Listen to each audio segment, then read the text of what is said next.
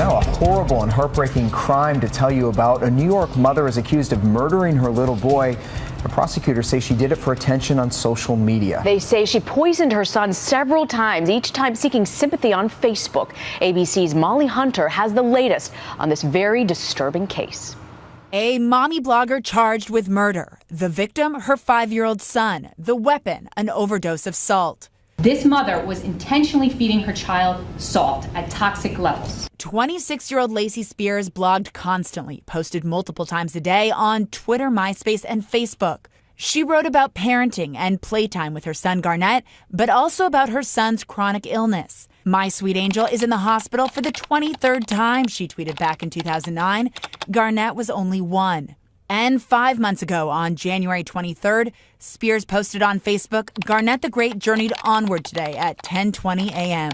On Tuesday, charges of depraved murder and manslaughter were filed against Lacey. This defendant researched, planned, and executed her crime against her own son in a wanton and depraved manner. Authorities suspect she poisoned the boy 3 times back in January. During his last hospital stint, she had unmonitored access to her son, and his sodium levels spiked to suspiciously high levels. It's tragic when the caregiver of any child does anything but protect it at all costs. Today, Lacey is being held without bail. She faces a maximum of 25 years to life in prison. Authorities suspect the abuse may have been fueled by attention, a disorder called Munchausen by proxy, in which a parent actually sickens a child to garner sympathy.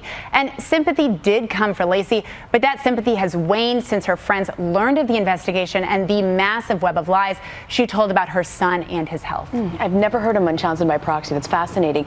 Do we know if the mother's parenting was ever looked into or investigated?